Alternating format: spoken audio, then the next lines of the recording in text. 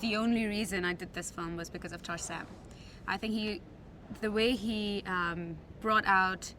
visually brought out these nuances in the fall, the way it just kind of appealed to all five senses. I knew that this film was going to be done in a very similar way. Obviously, it's not going to be shot in locations as beautiful as the fall. It was all shot in a studio. But that was precisely the reason why I decided to do this film.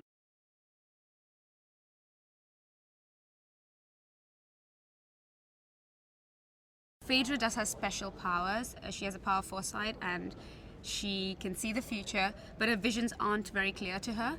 So it kind of leaves her in doubt many a times. And I think the fact that she does get this vision about Theseus, but doesn't completely trust him, says a lot about her not really knowing what the vision really means. So it's only as things progress that she gets to know that he is the guy who's really going to save, Helenus and save the people.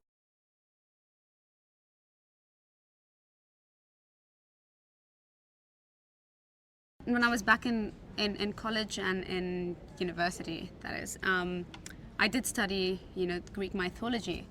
But for this film in particular, I did not read much about Theseus and Phaedra. I feel that we have taken the liberty to change so much, the creative freedom, I would call it rather, to do so much with this film, to make it more multidimensional, to make it more global, to give it a wider reach. So I did not research these two characters in particular, but yeah, I love reading up on Greek epics. I think they're beautiful stories, they're very enticing, they're mesmerizing.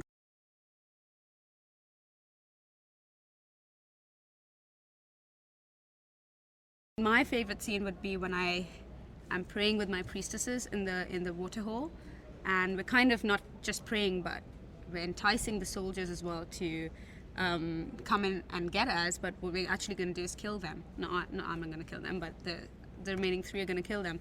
And there was something in that moment that we were chanting that little prayer kind of a thing. We had this music in the background.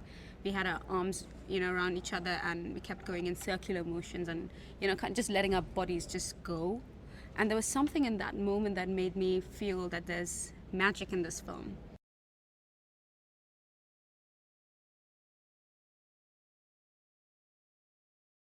He was really patient, very encouraging, and most importantly was open to suggestions, which sometimes directors may or may not be.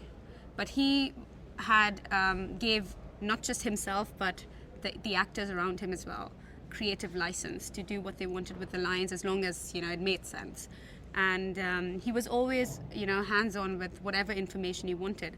One of the most interesting things about Tarsem is that he's such a hyperactive character. He doesn't realize that he reads out he kind of says his directions out aloud.